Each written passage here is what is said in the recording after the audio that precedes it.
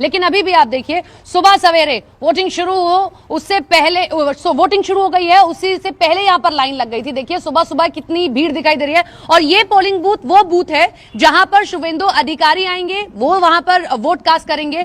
सुबह से लोगों में बड़ा उत्साह दिखाई दे रहा है और एक भरोसा दिखाई दे रहा है। रुबिका, जैसा हमने भरोसा बाकी बूथ्स पर देखा, कुछ वैसा भरोसा यहां पर भी दिखाई दे रहा है। सेंट्रल फोर्सेज लगी हुई है, लोग बड़े उत्साह से आ रहे हैं कि सुबह ही वोट अपना कास्ट कर लिया जाए। जो डर का माहौल दिखाई देता था, मैंने तो पहली बार पश्चिम बंगाल का चुनाव कवर किया है, लेकिन उससे पहले जब हम लोगों से बात कर रहे हैं तो उनका कहना है कि भाई इस बार हम आश्वस्त हैं। जो बूथ के वर्कर्स हैं वो भी कह रहे हैं कि इस बार डर का माहौल वैसा नहीं दिखाई दे रहा है। देखिए एक एक व्यक्ति की ऐसे चेकिंग की जा रही है, यही आश्वस्त करना था, यही चुनाव आयोग की कोशिश थी। नंदीग्राम आपने बिल्कुल सही कहा, एक रियल बैटल फील्ड बना हुआ है। मैंने नंदीग्राम में शुभेंदु अधिकारी से बात भी की थी। जैसे ही हम दाखिल होते हैं ना रुबिका नंदीग्राम में, तो जितने आप बैनर पोस्टर बीजेपी की नहीं देखेंगे, उससे ज्यादा जय श्री राम के देखेंगे। यहां पर उनका सबसे बड़ा मुद्दा यही था कि पलायन हिंदुओं ने किया था, हमें उनके लिए लड़ाई लड़नी है। पिछली बार मार्जिन उतना बड़ा नहीं था, लेकिन इस बार पूरी कोशिश है कि वो इस मार्जिन को आगे बढ़ा सके। यहां से चुनावी मैदान में लोग यहां पर कुछ जुड़े हुए हैं।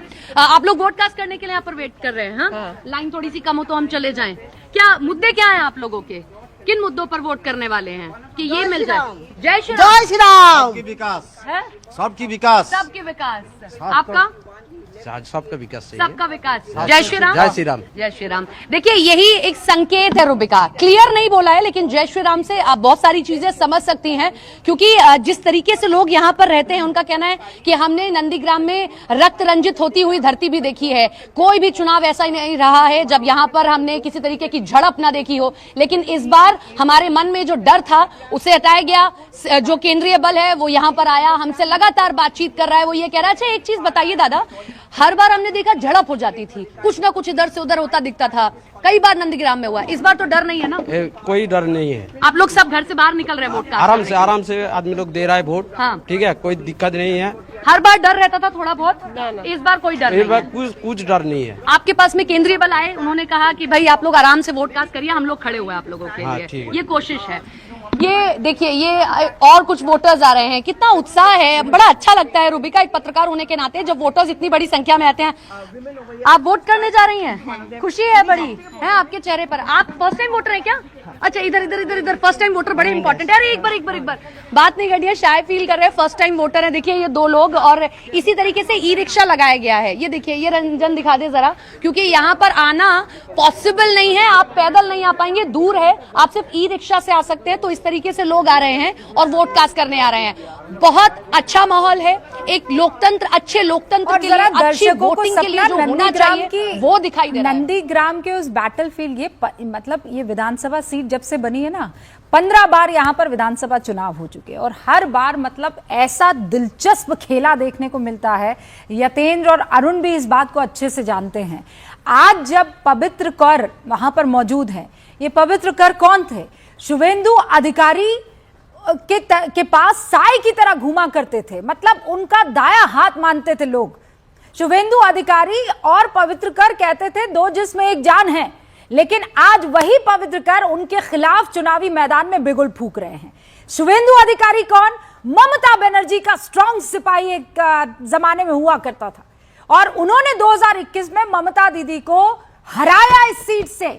मतलब ये दबदबा कभी लेफ्ट का हुआ करता था, दीदी काबिज हुई, फिर उसके बाद बीजेपी यहां पर आई 2021 में, और अब 2026 पवित्र कर वो कमाल करके दीदी को ये सीट दोबारा दे पाएंगे, या फिर इस बार भी बीजेपी यहां पर गजब के कलर्स के साथ शुभेंदु अधिकारी के साथ चली जाएगी? ये जनता तय करेगी, हमें नहीं मालूम। लेकिन बड़ा दिलचस्प यहां पर पूरा का पूरा बैटल। तहसीन भी है और ममता भी हमारे साथ मौजूद है। ममता, नंदीग्राम के साथ साथ वो कौन सी अहम सीटें हैं 152 में से जिस पर आपकी नजर रहने वाली है?